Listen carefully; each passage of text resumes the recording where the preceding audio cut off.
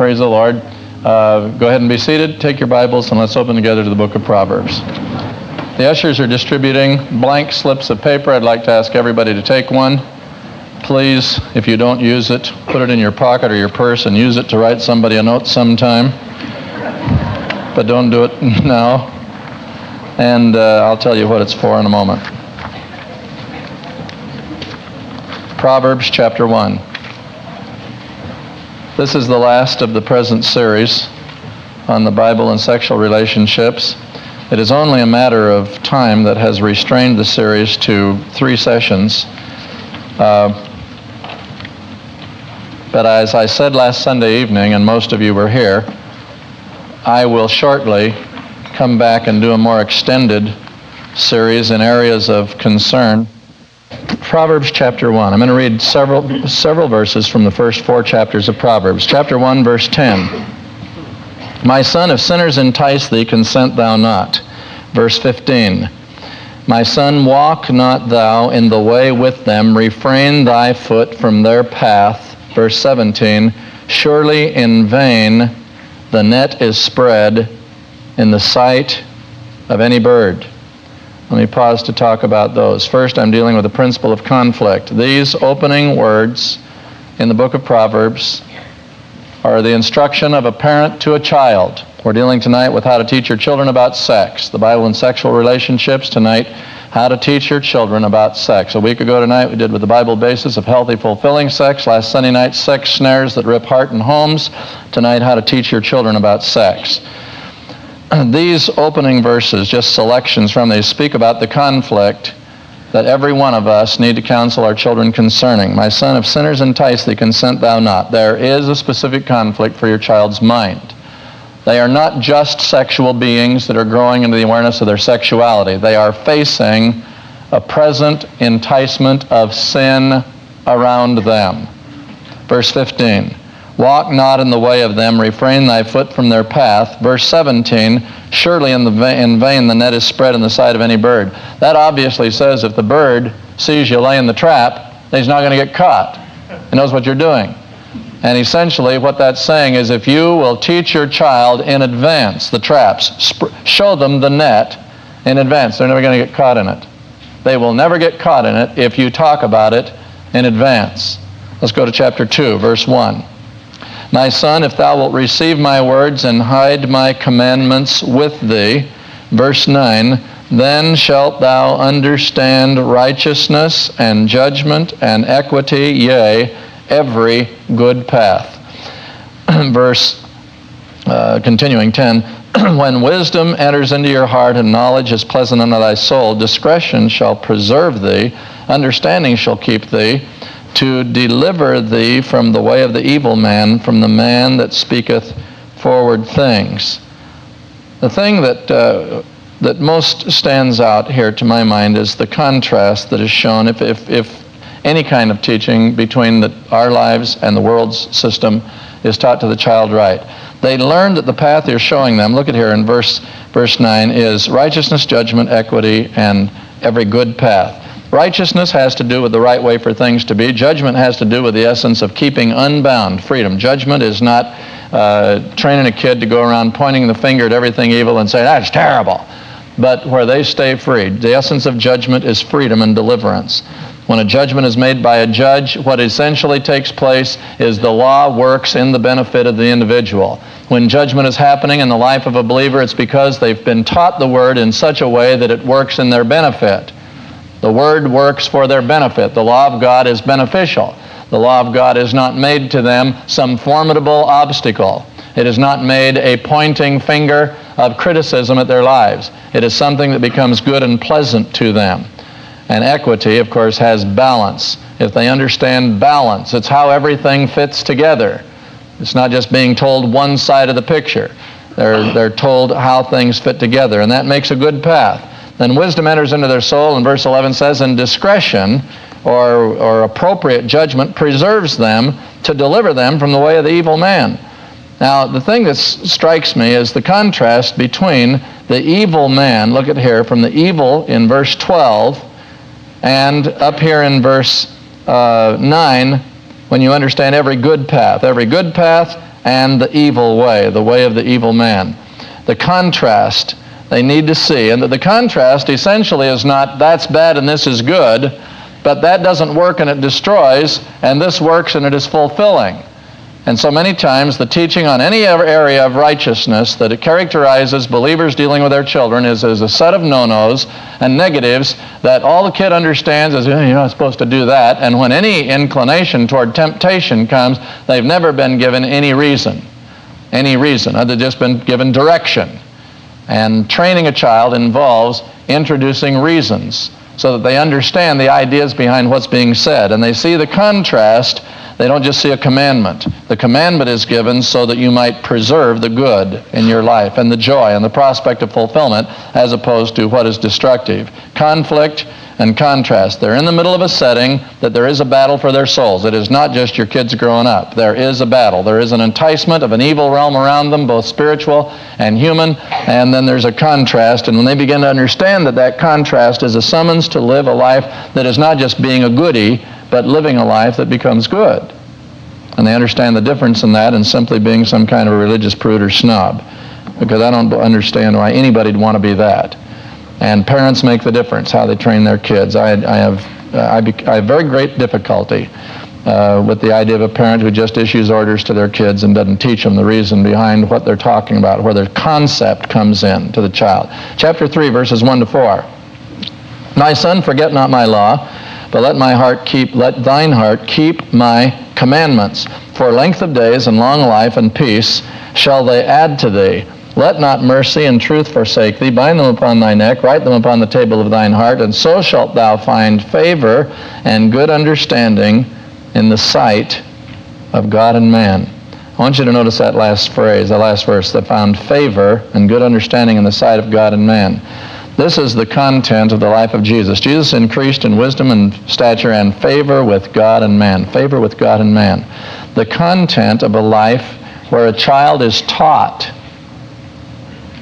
by a parent. My son, the parent teaches the child. The content becomes favor with God and man. That it becomes something that's wholesome and desirable in their lives. They are not ostracized really from the world system. The amazing thing about a child, a young person that is a child and then a young person that is raised in wisdom, according to the Word, there comes something about their lives that the people around them may not live in that blessing and that quality of righteousness, but they become marked by the world as that they're basically right. It's good. Some of you have grown up in the way of the Lord, and you've had the same experience that I did. There are many ways socially that I was rejected in my teenage years. Not by, of course, brothers and sisters in Jesus. There was always a circle of kids that I enjoyed companionship with, but so many times on campus, irrespective of the only thing why I survived to some degree socially in my high school and junior high years was because of athletic ability, and if you were athletic, well, at least you couldn't be completely square. But there were kids that loved the Lord like I did, and they were totally out of it because they didn't have any particular gifts that were respected in the school community. And really, those gifts are so limited. It's dress, how you dress. If you really are either goofy or especially if you're a goof, or if you're willing to just fling any standard to the winds. There's very few places where there's any tribute for being just plain smart or committed to any kind of a standard, especially in junior high. It's tough times for junior highs. Values change a little bit in high school in some quarters, but that is really a tough time, and my heart goes out to those kids, and I love them very much. But the favor with God and man, the Scripture says there comes a time where the people around you, when the chips are down and they've got their back against the wall, that no matter how they viewed you or acted toward you when you were considered out of it by their judgment, when they really face a need, they know exactly where to go. It's the evidence of favor with God and man. And a child that is trained that way, they'll begin to see the fruitfulness of that, because while the world system rejects them, it still will acknowledge them in its time of crisis. And a child can be introduced to that sense of the content there is in serving, in being trained right in the way of the Lord. And of course, this so obviously relates to anything you teach the child, but we're talking specifically tonight about sex. I'm just taking these parent-child teaching situations, though, and the principles that are involved: the principle of conflict, principle of contrast, the principle of content that is introduced to the child's life. And then finally, chapter 4, 1 to 4, and I'll elaborate these in some practical illustrations in a moment. I just want to lay down a simple Bible base for the practical instruction I'm giving tonight. Hear ye, children, and the instruction of a father, and attend to no understanding, for I give you good teaching or doctrine. Forsake not my law or my instructions. For I was my father's son, tender and only beloved in the sight of my mother. And he taught me also, said unto me, let thine heart retain my words, keep my commandments, and live. Here's a picture of a family from one generation to another, breeding a way of life that becomes respected within the family circle, desirable to live the way the family does. The family says, this is the way we are. And it becomes something the child wants to be a part of, and there's a constancy in the family. Now, that is not something that may be the case with your family. At the end, I'm going to talk about if it's not. But it is the goal for those of you that are beginning or haven't yet begun families or are early in the shaping of your family. Some are way down the pike and it's way too late. But there are some who you'll see things that will help dissect some of the bondage in your life. When you see things that were violated, you can work your way back and say, well, Lord, at least in my own heart and life, then help me to get the pieces put back together. These four things, the parent teaching the child, every one of these statements begins a parent talking to a child, my son, my child. And deals with the fact you're dealing with a conflict, not just with a growing child. There is a spiritual conflict. You teach them that are dealing with sinners and with impending bondage that comes at a spiritual nature. They're taught the contrast of the good life that comes through the Word of God as opposed to the destruction in the way of evil. It's not just the contrast of you better be good instead of bad. It's the contrast of fruitfulness that comes because you come to know the way of the Lord, the fulfillment that's wrapped up in that. The principle of content. The content of this kind of life is you gain favor with God and man. And it's an abiding kind of content. It's not something that dissipates because somebody doesn't particularly accept you right now, but in the long haul they'll say there was a person that had it. The illustrations come to mind. You know, I got a letter just about 6 months ago from a guy I went to high school with. I've not heard from him all these years. He saw me on television, wrote me a note, and it's interesting what happens to people's attitudes. You know, there's some, most of the young people are tuned in via television tonight in different areas of the church property. The high schoolers and the junior highs are joining us too tonight, I think, both groups are. I know the high schoolers are. And there's at your age bracket right now, so many times it just seems like everything determines, you know, the joy of your life determines what happens by this Friday.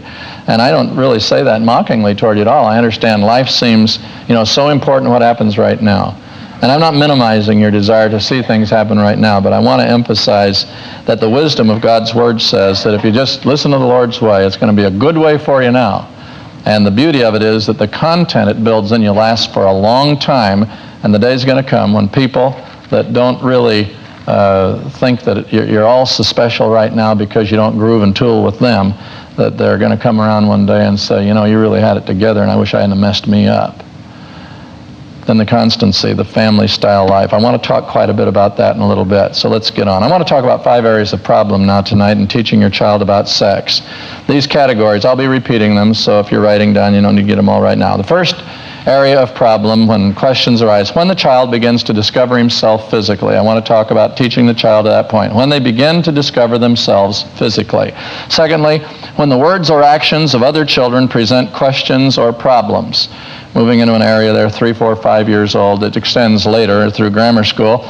But first dealings, how those early stages are dealt with. The words or the actions of other children when they're 3, 4, 5 years old, their earliest playmates.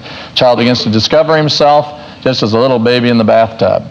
And you're looking at when they're old enough to sit up and be alone by themselves for even a few minutes in the tub. And that's the earliest discoveries. Then the words and actions, we move into a little later years. The next thing is, thirdly, when questions come regarding sex and reproduction. And there's no predictable time as to when or how those questions will come. but they will come. And usually it's best if something's been said that anticipates it. I'll talk a good deal about that in a moment. Fourthly, when media exposure, television or films, when media exposure presents questions or undesirable input. And when I say undesirable input, I presume that you're careful enough. This is really an unfounded presumption, because I don't think that by any means even all believing parents are careful about this. Probably some of you hearing me right now that you're sloppy about this. I doubt that it's the majority, but there's some of you who are just shoddy in this area, or have been, and that's monitoring what your kids are watching on TV. But even if you're monitoring and careful, there's still things just flash out, suddenly happen that you were totally unprepared for. How you handle those situations is a part of the teaching process, teaching your child about sex. Fifthly, when puberty approaches and concerns about those changes begin. Now those are the major areas of problem I want to deal with. I'll take them in their turn. I'm going to move very rapidly in order that we can stay pretty tight in our schedule tonight, okay? Number one, when the child begins to discover himself or herself physically. The earliest points of discovery, playing in the bathtub, or actions you'll observe when they're maybe playing, or a child, I can't think of another way than just a simple way to say it, that a child is fingering themselves or scratching or rubbing themselves. And it can be, in fact, it is, just virtually always innocent. A tiny little child is not really having sex thoughts or any kind of fantasies. At most, they're doing something that has a mildly pleasurable feeling. I'm not being the least bit funny when I say don't make the mistake, of supposing this is some kind of an obscene sex act, or that they're just on the verge of something climactic. But you're dealing with a child that is not, with a physical being that is not highly geared sexually. There may be a mildly pleasurable feeling that they're experiencing. And so what you're dealing with is just stopping something, and I'm going to emphasize that point in a moment. You will read handbooks in the world that just say, well, don't really worry about it. They'll say don't worry about it on the premises of that I just spoke. The premises being that they're not all that sexually geared anyway, and it doesn't make any difference. If it's part of the world system, if it feels good, do it, even if you're 18 months old or 2 years old. That's not right. That's not right. But at the same time, we need to know that we're not dealing with some kind of a red-hot sex item. We're dealing with a little kid who's curious and feeling feelings. So how do you deal with that situation? Response. Let me talk about that.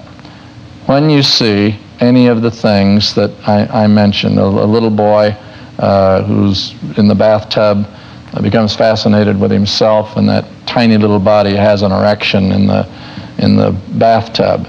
It certainly doesn't mean very much, except if there's not some kind of guidance given from the earliest inception of those situations. Well, you are going to, in the long term, breed a problem. So how do you handle it? Make these notes if you wish. First, don't be shocked. Don't be shocked. Don't create nervousness or tension.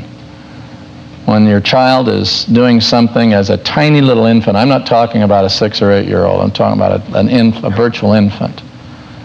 When there's any one of the expressions that I mentioned, either a little boy or a little girl in any way, don't be shocked, don't lift your voice, just talk very, very naturally. Supposing that you stepped out of the bathroom for just a moment, they were bathing and you stepped out maybe to answer the phone, and you came back and they're handling themselves. To lift your voice in shock or dismay or to register, all it does is breed a fear. They're not going to think. A tiny little child won't think, aha, since that's the way they think about this, then I'm going to do it more. What it will do is it creates fears surrounding their sexuality. So just a very, very natural response. And let me suggest an approach, and this is, for this evening, I conversed with Anna over all these things just to review of what I had remembered of how we've dealt with our children, and taught before if that was right, and had a really good conversation just remembering the things that have happened over the years with our own kids. And these things are things we know that work, but they work on certain premises that I want to lay down in a few moments. When it occurs, what you say is of crucial importance, but how you say it's even more so. Oh, Johnny, don't do that. Don't do that. Now, what are you going to say? Don't do that. Why? We have bypassed, not saying, oh, stop that. Not doing that. Son, don't do that. Give a reason. Son, the reason that I don't want you to do that, honey, the reason I don't want you to do that is because that's really a very important part of our bodies. You can hurt it. You can hurt your body, and want you to be careful, because that's the boy part of you, talking to a 2.5-year-old, maybe a 3-year-old. 1.5-year-old, just say, don't do that, and don't say anything else. Just say, here, let's wash your foot now, and just get their attention. You don't need to give any instructions. And the simplest guidelines and distraction will get them away from that. However, when you naturally draw attention away from that to another part of the body, you open up an area of great concern. What I said doesn't work if what I said in the first 5 sessions of this whole series isn't a part of your life. If when you say to your child, don't touch that, it has to do with a little ceramic on a shelf that's just hand high to a 2-year-old, and they don't obey that, then they won't obey when you say, don't do that.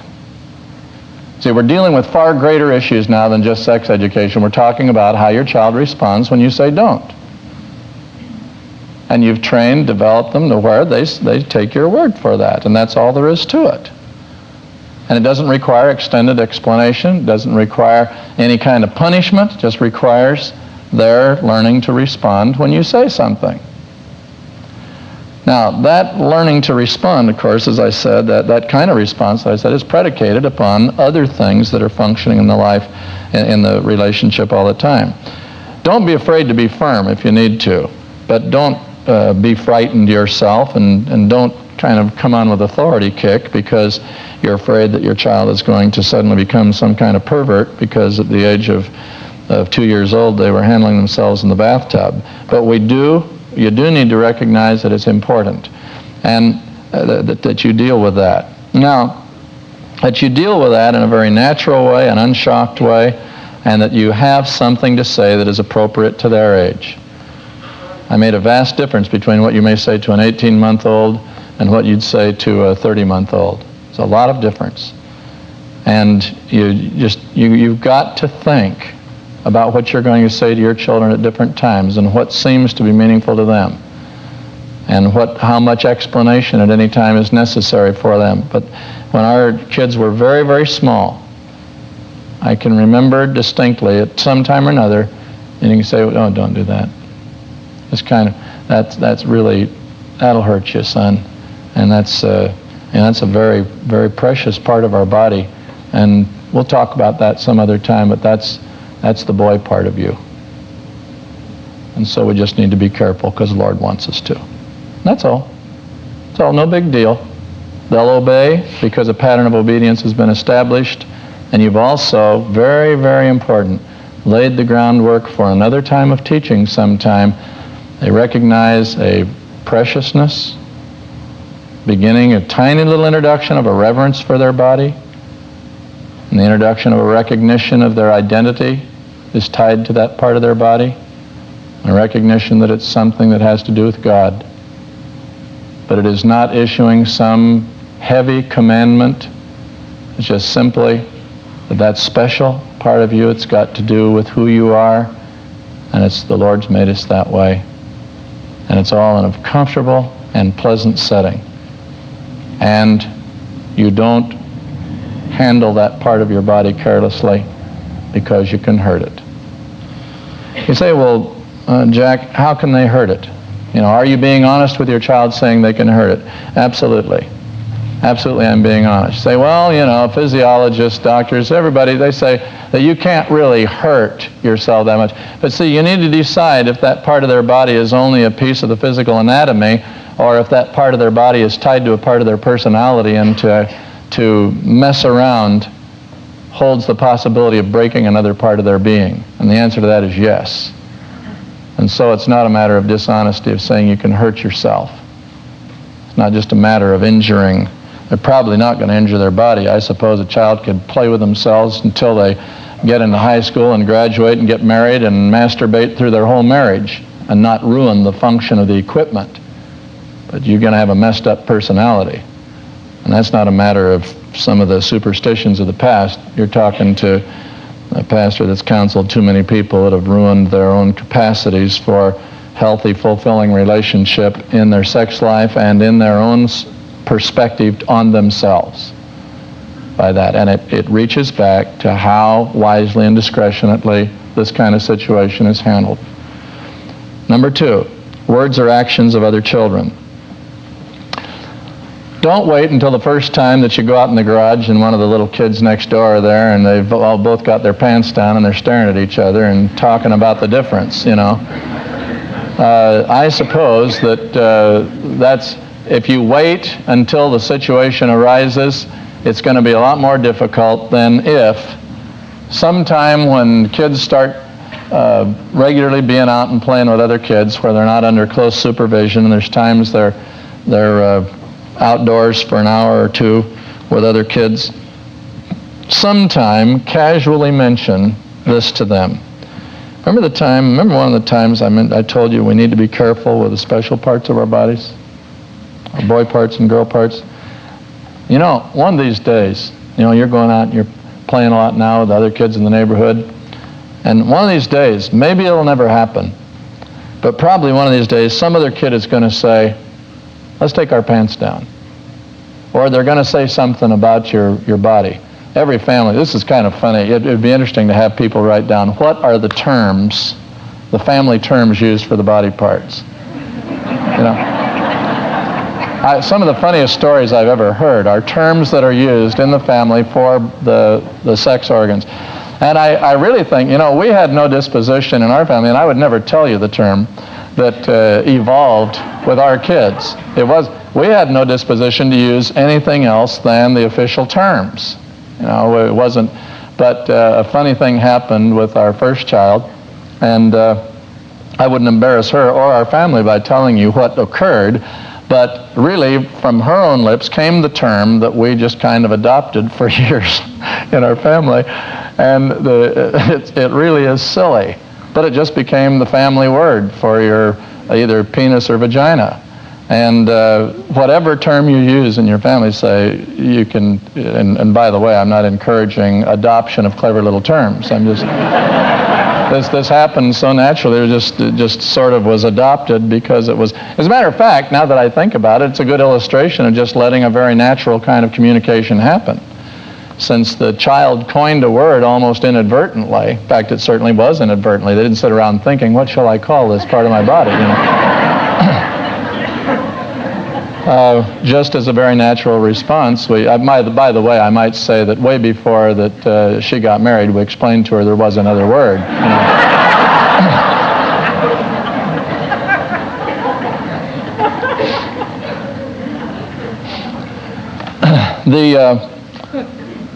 Way before there ever comes a crisis with other kids, they'll tell them that sometimes some other kid is going to say they're going to want to talk about your body. They're going to want to. They may suggest that you show them yourself, or that you touch each other, or they'll want to hide. Say let's show each other to one another. And I'm talking about now 3, 4, and 5-year-olds. I'll say now, honey, when that happens, let's understand right now that's something that we really don't do, because that's a private part of us. And it's not anything we need to be afraid of or ashamed of, but we don't show that part of us. And so whenever that happens, you just say no. And I'll tell you something else you do. You don't feel afraid to say, because we won't think you did anything bad, but you tell Mama or Daddy about that. You tell them that it happened. And that has happened with our kids. They do that.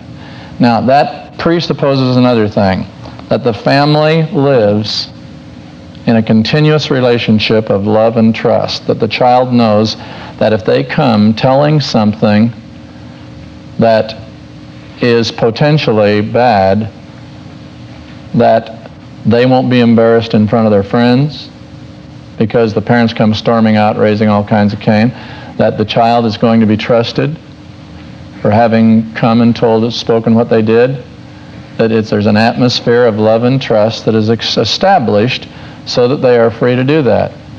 And that's exactly what our kids have done. I'm thinking, for example, one of the kids, one day they were playing with a little kid that all the child did was go over and just, it was about 4 or 5 years old, kind of semi-open out, and it was in the front yard. Kid went over and just squatted over to the side and urinated.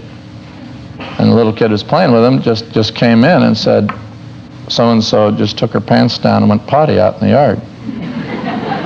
And you told me if anything ever like that happened to come and tell you. Well, we in fact had never thought of saying if one of your friends go potty in the yard. But they recognized that was something, and it was just the simplest thing to deal with. Well, in fact, we not only were gratified at the child's response, we talked to the little kid they were playing with in just a nice way. Said, you don't do that. We don't want you to feel that we're mad at you. We talked to him nice, and it helped.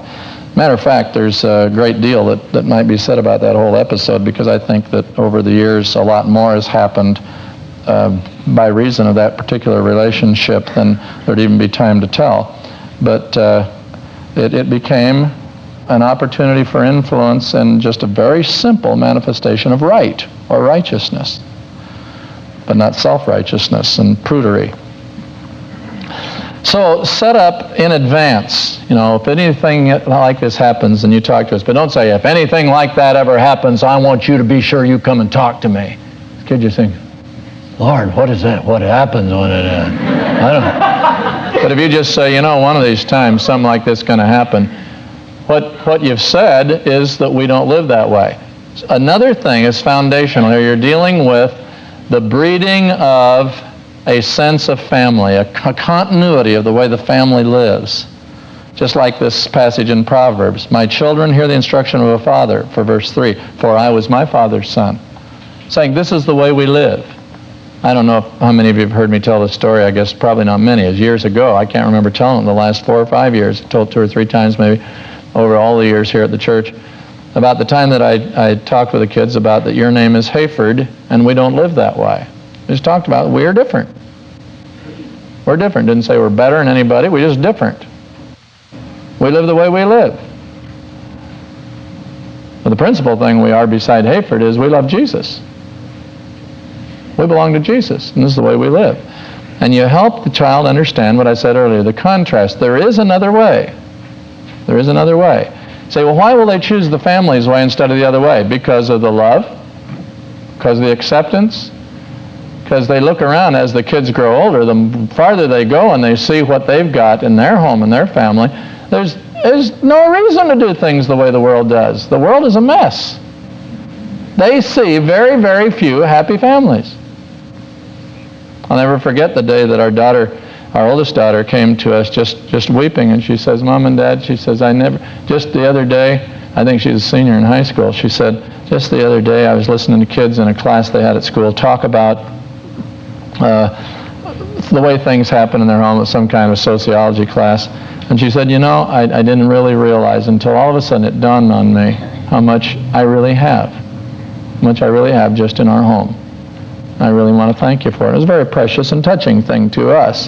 But that is a thing that's built over years, where the child, the reason they choose to do right isn't because you issued right orders alone. It's because there's an atmosphere that entertains the desire to be right, to live right. And it's the Lord's way. So you prepare them in advance for the possibility of other manifestations. Now, you tell them also, you'll hear bad words sometimes. Whenever you hear a word that it sounds bad the way they say it, or you don't know what it means, you come and we'll talk about it, okay? And, it's a funny thing to have a kid walk into your house. Hey, Daddy, what is poop? They rip off with some 4-letter number. Just this innocent little kid say, what is... Well, most of the words that they're going to hear that they don't know are words that relate to sex. And so it is a setup for saying something about sex. And so usually say, well, honey, what that is a word that's used for when a man and a woman, a mom and a daddy, they're married and they love each other, that when they're together, but it's a dirty word. And it's a dirty word because the devil likes to make good things dirty. And one of the ways he does that is try and get people to get together and be like a husband and wife when they're not a husband and wife. And sometimes there's a case you can refer to if you're dealing with a 5-year-old, 4-year-old, 5-year-old, 6-year-old, a case that you might use for an illustration if it seems appropriate. Maybe this wouldn't be the illustration, but honey, we shouldn't think bad of them. But you remember when, and you name the little boys, Mama and Daddy got a divorce a while back? The reason that they don't live together anymore is because that's what happened. And you shouldn't think bad of them for that, but that's the kind of thing that happens. And the child begins to learn that the issues of just the words that are spoken around them, the things that they hear about, that again, they are in a different realm. They live in that world, but they're more and more learning a little at a time that they do not relate to it at that dimension of its impurity and irreverence for sexual matters. Incidents when kids are playing. The Bible says a child left to himself brings his parents to shame. A child left to himself brings his parents to shame. One of the things that I think everybody's seen, I don't know what you've done about it, we felt is very, very important. And that's when the kids are playing. Let's say you've got 3 or 4 little kids playing together in the room or outside, and they just start getting silly. And I mean, you can hear the giggling, not just laughter at something funny that happened. Laughter at something funny that happened laughs for a matter of seconds, then it's over and the kids are happy and playing. But where there just gets a giddy silliness. Now, when there comes this absolute silliness, and they're just shrieking and howling and being just that. It's the only word I know for it is silly. Not kids playing a funny game. I'm just sitting and getting dumb.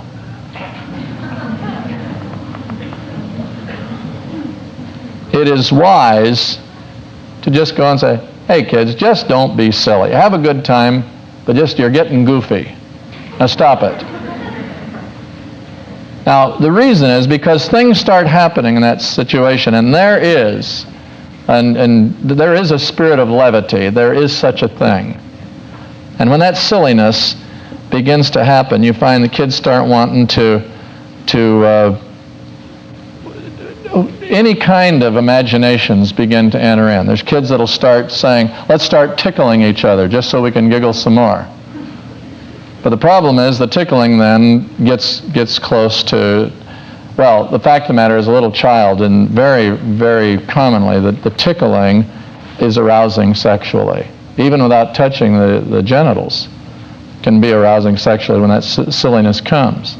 I'm not saying don't tickle your kids. I'm talking about when the kids this silliness comes and it gets on ad infinitum. The kids will say, let's close the doors. Let's turn the lights off.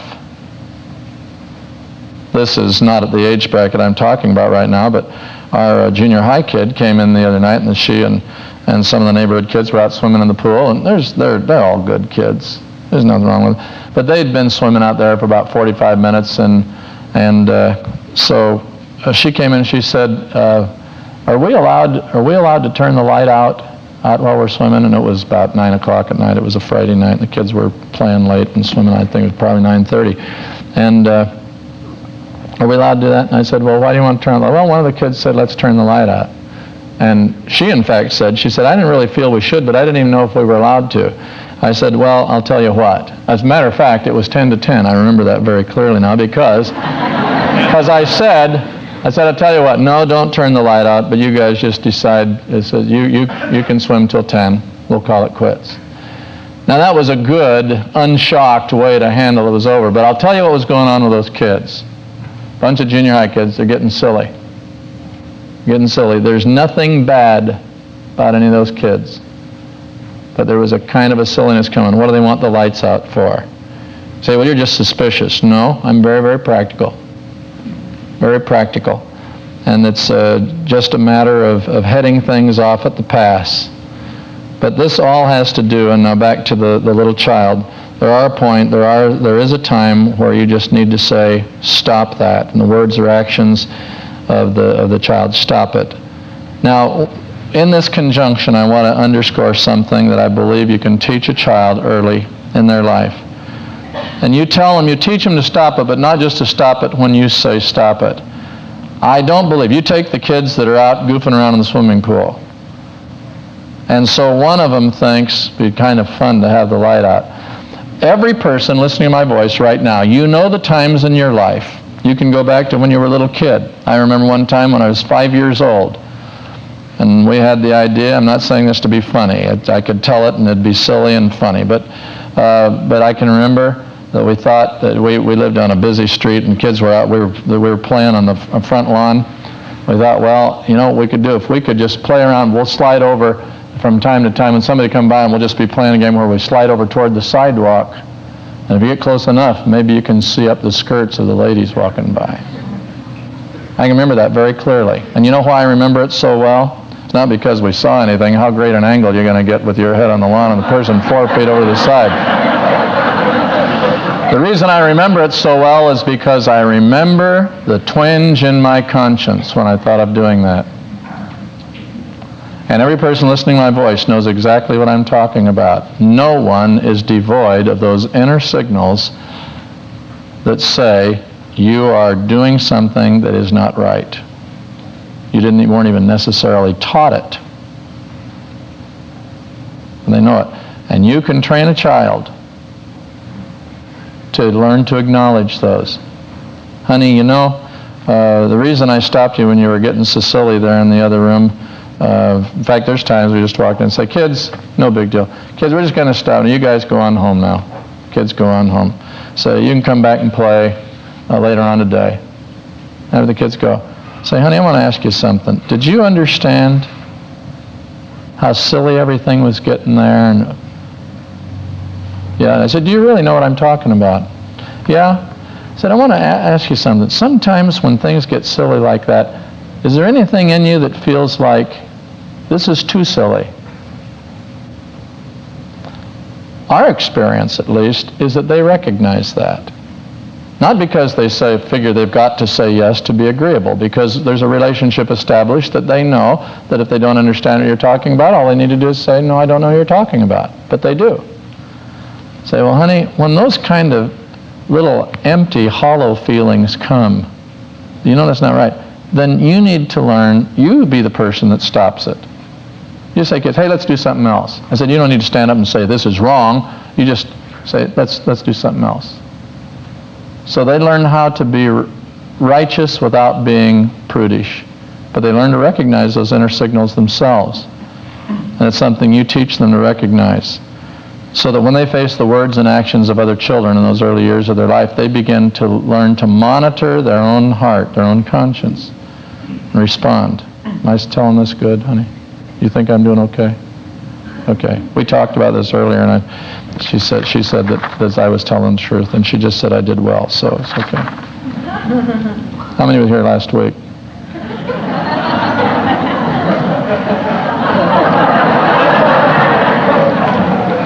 Okay, the third one. Questions? Questions regarding sex and reproduction. Questions regarding sex and reproduction. Now, you've already begun in response to small challenges. This is a very important part of you, the boy part and the girl part. So we can be mamas and daddies some days. That's another point. There comes a time where you say, that has to do with so you can be mamas and daddies someday. They understand that. Sometimes a child's question about their navel. So that's where you were attached to mama. You're little, when you were inside mama. And we live in a really open society today, even, and I'm talking about in the pure and proper sense of open, not in the distortions and the evil that's been exaggerated and so-called openness, but a genuine. So it's not difficult to talk about it, and they see pregnant women Say, well, they're going to have a baby and the baby's inside of them. They don't need to understand how the baby began to be formed, how conception takes place yet. They wouldn't even understand what you were talking about. You could go through all the explanation in the world, but it wouldn't make sense. It becomes a factual information, and the facts aren't going to do them any service until the time comes where they begin to ask questions. Now, when is that time? When is the time? Very real and important question. Anna and I are persuaded, and I know other parents of the same persuasion, that if you pray, the Lord will give you a natural time to talk to your child. It will rise. There's not a time you decide when they get to be such and such an age, I'll talk to them. Our experience with our children is that it does not come in one conversation. It usually takes about 3 times. I would say the first major conversation is somewhere around the time they're 4 or 5 years old. There'll be another one around 2 or 3 years later, and be another one as they come to puberty. I would talk to them before they enter puberty. But as the questions that come, there's a building. Let it. You don't need to wait until there comes, well, they're 9 years old, so now we're going to have our talk about the birds and the bees. Heard a story sometime back, by the way, about a mother who was she just couldn't bring herself to talk to her children about sexual matters. So she said to the teenager, she said, I want to, do you know, she said, about the birds and the bees? And she'd never taught her own son, and he said, yes. She said, well, would you tell Robbie? You know, he's 8 years old. Would you tell Robbie? So the teenage boy went to Robbie. He says, Robbie, do you know how men and women have babies? Robbie said, yeah. He said, well, Mom won't even tell you it's the same with the birds and the bees.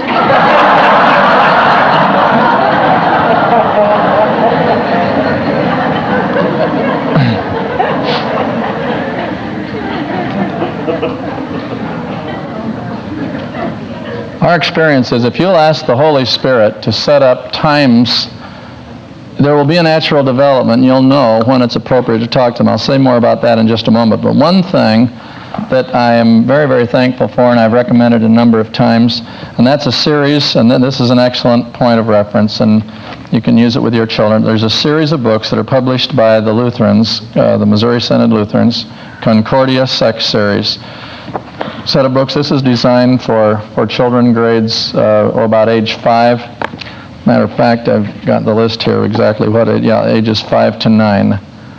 And it's a beautiful story with pictures, and about only as graphic as would be necessary, but it in fact does show the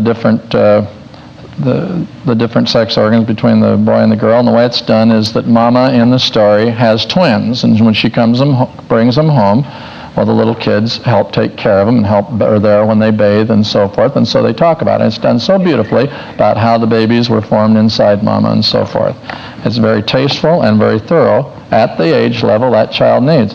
Then the next age bracket, wonderfully made, is ages 10 to 12, and it's far more graphic and far more detailed. The significance of this series, of course, is illustrative, in my mind, of the point I've just made, that there's a natural progression of the child. There's the next book, Take the High Road, is for junior highs, and Life Can Be Sexual is for high schoolers. And there's also a book for Parents' Guide to Christian Conversation about sex, how to talk to your kids about sex. And this is all written from a very biblical and conservative point of view, and it's done tastefully and it's done thoroughly. Whenever we talk about this, I tell them in advance in the book room, but they never can have enough in supply.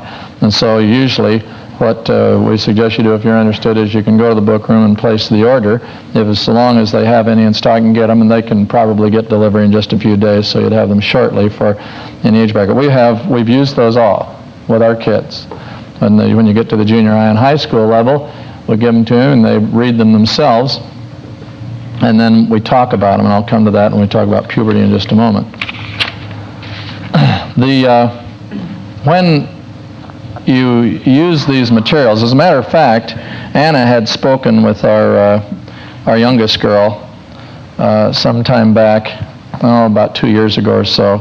She just turned 13, so maybe it was 2.5 years ago. She talked to her because it was 2 years ago, was the last conversation, which was the last conversation we think of usually in about 3 steps, and that's the conversation that covers the everything they really need to know.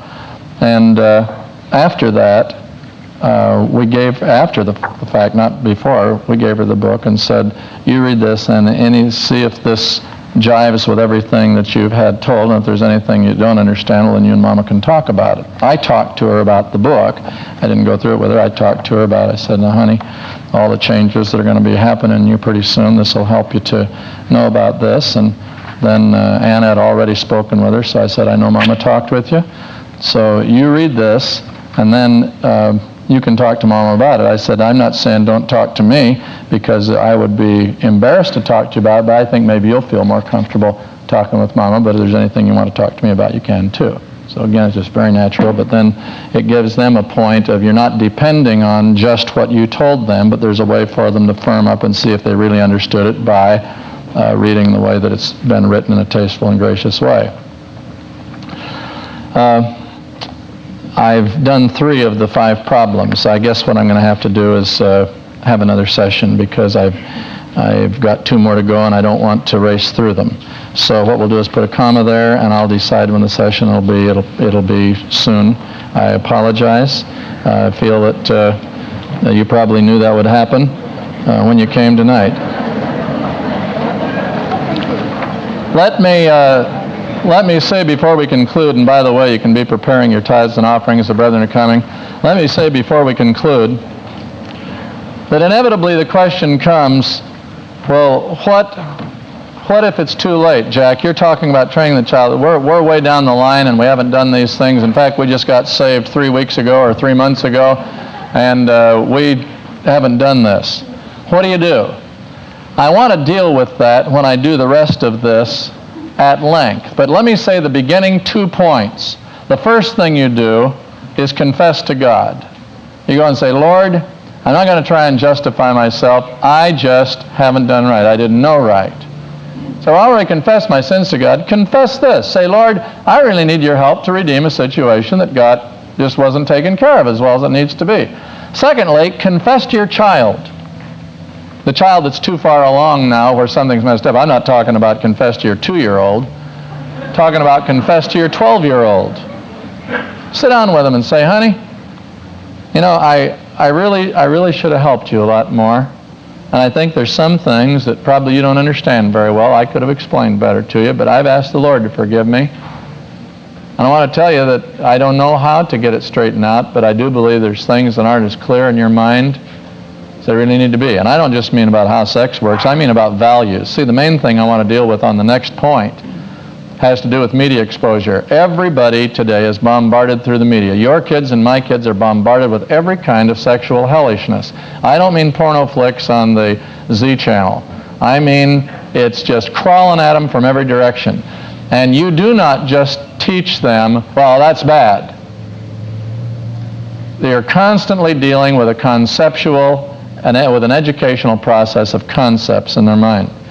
The thing that concerns me more than anything right now, if it's so that I'm talking to junior highs, I'm going to tell you one thing that bothers me about the junior highs and high schoolers, and not them, some of you that are sitting here in the sanctuary in the overflow areas of adults, but especially so many junior highs and high schoolers, they are not taught to think.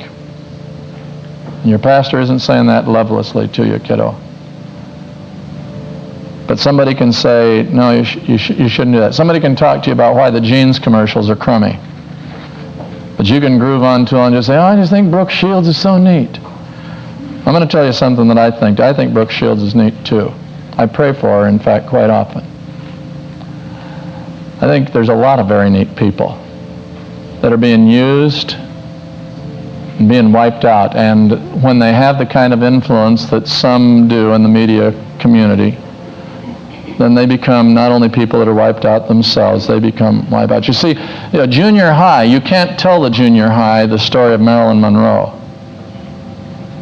But all of us watched the very same thing happen 25 years ago to a very beautiful young woman, and she ended up dead, way too young, used by the media. She became the sex object of the world, and the world ground her into the dust. And she ended up a non-entity, a dear and precious woman. My heart goes out to the type a girl I just mentioned, she's not on. I care about them. I don't say, don't watch those dirty young girls. I don't feel that way at all. Learn to think what's being done with them. And I'm going to tell you, a 12, a 13, a 14, a 15-year-old has the capacity to think. But I'll tell you, the society they live in, the school you go to, doesn't think you've got the brain to teach you how to think. In the eyes of the society, you are at most a potential commercial item. We'll sell you jeans and Slurpees.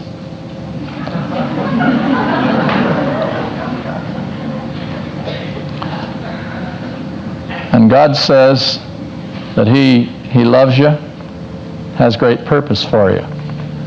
And teaching the kids values, knowing how to think. That's the main thing I want to deal with in the next part of this, which will be soon. I'll try and get it scheduled soon. It takes too long to explain to you why I can't promise it immediately. But confess to your child, I didn't help you think. Will you be patient with me and let's try and learn together? I will elaborate those points, and that's just the first 2 of 4 that are the answers to if the problems have been neglected too long. And we've got 2 more of the 5 points of problems, media exposure and when puberty approaches, that we'll deal with. But you're so gracious and patient with the extended sessions we've had, and of course, I really didn't speak as long tonight as other nights. It's just that we were much longer getting to the time for it. Thank you for your patience. I hope that everybody in this congregation knows that this pastor loves the families of this church very, very much. And there's nothing that's more important to me than that we teach our children how to live and how to think.